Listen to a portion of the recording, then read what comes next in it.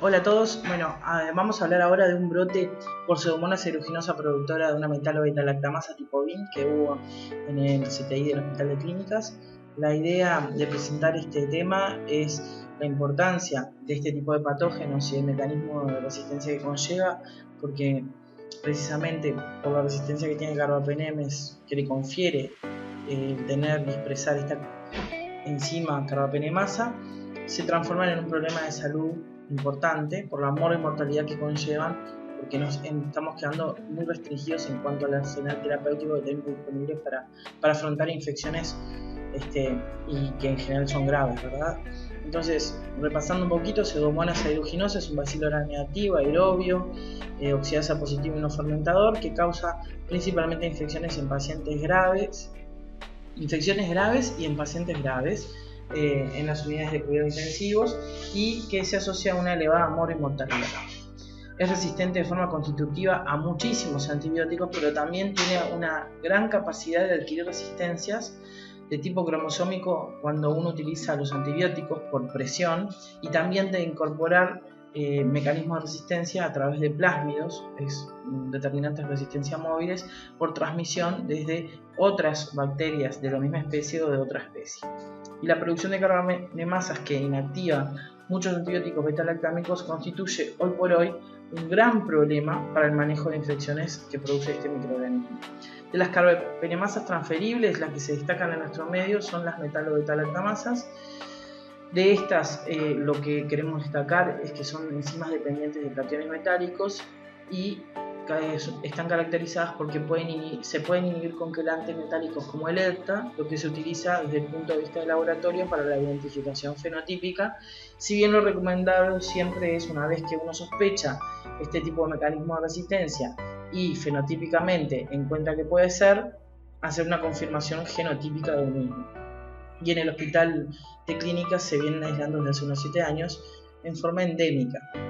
Esto es la curva de presencia de Pseudomonas en el Hospital de Clínicas, no con expresión de este mecanismo, sino todas las Pseudomonas, como ven, tanto en el año 2014 como en el 2015, como a principios del 2016, es un patógeno presente. Y como decíamos, este patógeno cobra relevancia por la resistencia creciente a los carbapenemes, destacándose entre los diferentes mecanismos precisamente la producción de carbapenemasas. Y en particular vamos a hablar de metalo-beta-lactamasas porque detectamos a principios del año 2016 un brote en la unidad de cuidados críticos de nuestro hospital, por lo que planteamos analizar las medidas de prevención y control aplicadas.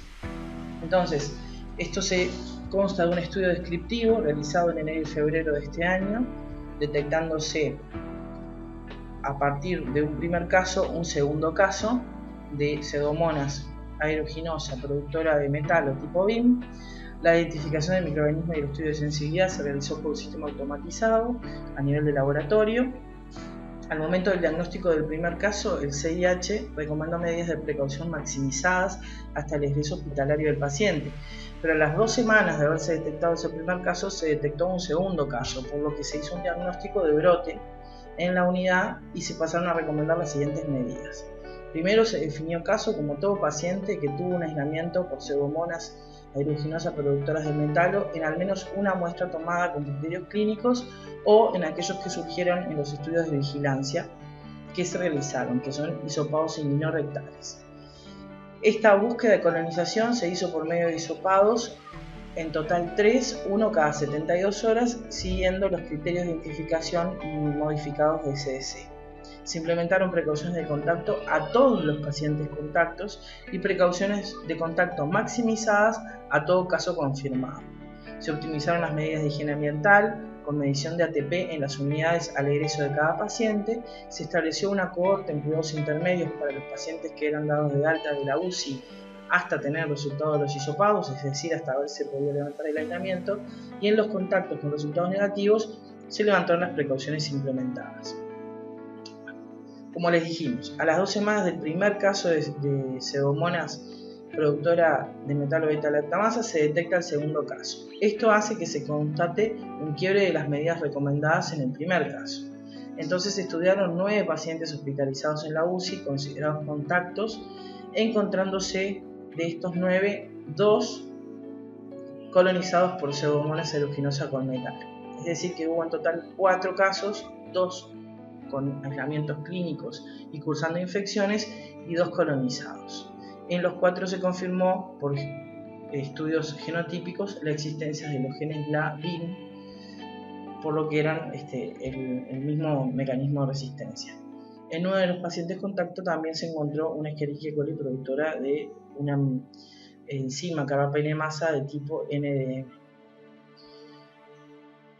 Para que tengan presente, nosotros en Clínicas ya habían detectado a lo largo de todo el 2015 pacientes de fines del 2014 y a lo largo del 2015 pacientes que presentaban pseudomonas productoras de metalobeta-lactamasa tipo BIN. En lo que fue de todo ese año 2015 hubo 6 casos. De esos 6 casos, lo que pudimos observar es que la mayoría eran pacientes provenientes de la UCI, pero que si miramos cronológicamente el contacto entre los mismos no fue tan claro como lo que vamos a ver en el caso de este brote. Por los aislamientos, que si observamos en la gráfica es donde están las flechitas marcadas. Aquí, aquí, aquí, aquí, aquí y aquí. En rojo es la estadía del paciente en la UCI. Este paciente se fue a otro CTI y luego volvió. Y en amarillo es la estadía en cuidados moderados. Y no coincidieron, excepto los pacientes que estuvieron en UCI, no coincidieron 2 en neuro y 3 en UCI temporalmente, excepto estos 2 pacientes que en la UCI sí coincidieron. Entonces puede haber habido aquí un nexo epidemiológico entre ellos. En enero del 2016 encontramos estos 5 pacientes,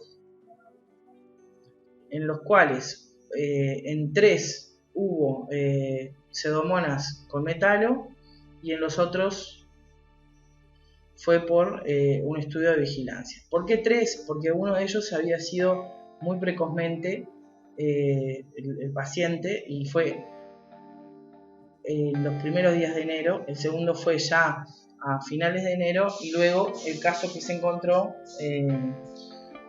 con el quiebre de medidas. Entonces si observamos aquí tenemos los pacientes y tenemos las fechas de los aislamientos y claramente los 3 primeros, el nexo epidemiológico y finalmente los últimos 2 con los resultados de vigilancia.